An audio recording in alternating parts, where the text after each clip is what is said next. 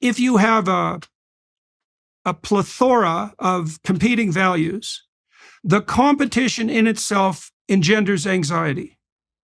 And that's well mapped neurophysiologically. And you could say, in a sense, that anxiety is actually an index of disunity.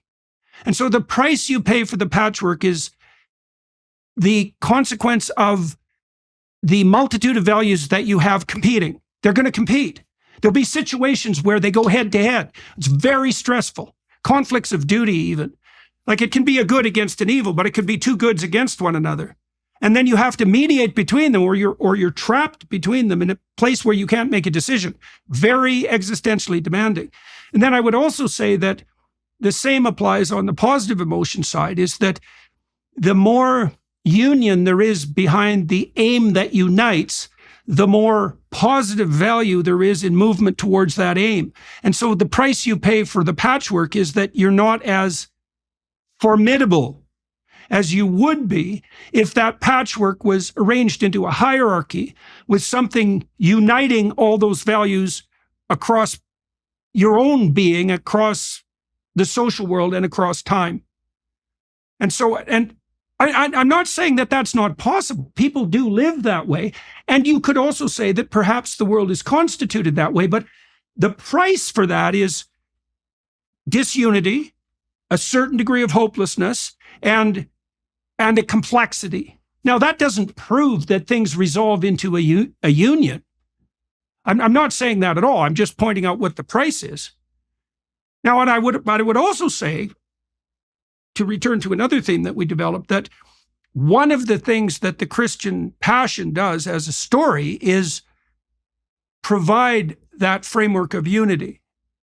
Now, then you might say, well, why would you prefer it? I would say you'd prefer it. Now, that's a tough one. I think the reason that you prefer it is because it's deeper. And then you might say, well, who cares? And the answer is, well, when you're going to be in the most existentially demanding situations in your life, right? So where you're making decisions of mortal import, let's say, or decisions between good and evil, like decisions that really matter, you're going to need something deep on your side, or you're going to face the consequences of your disunity and foolishness. And so it isn't exactly a hedonistic argument. It's more like there will be situations in your life that are so challenging that you better have what's highest walking with you, because otherwise you'll suffer immensely. You'll degenerate, but you could also easily become a passive or an active agent of evil.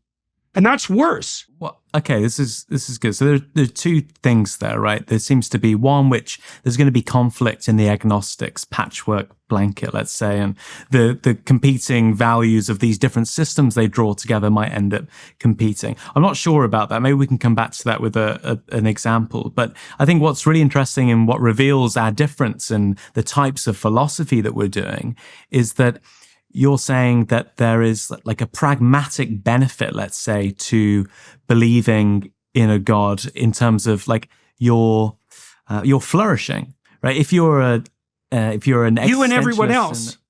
If you're like let's say you're an agnostic and you're an existentialist, so you don't think that the life has any obvious meaning, and this is my view again, is that it might be the case, that you experience existential dread. And I feel this like most mornings, right? Every morning I personally wake up and you kind of check in with yourself, right, as the sun comes in. And I sort of think like, am I happy and pleased to be alive? Like, or do I feel that dread today? And I sort of go like, some days it's good, and some days I feel like that emptiness of the ultimate purpose of things. Now, I wouldn't trade that, right? And this is something which, well, Simone de Beauvoir gives this great bit in Memoirs of a Dutiful Daughter, where she says, I was in Paris one day and I returned to my apartment and I just started screaming and I tore up the carpet, and I was terrified that one day my life would come to an end. But the thing I was more scared of was that this feeling would arise again, the fear that I might die. And like, I get that, right? I think a lot of people who don't believe in God do experience that.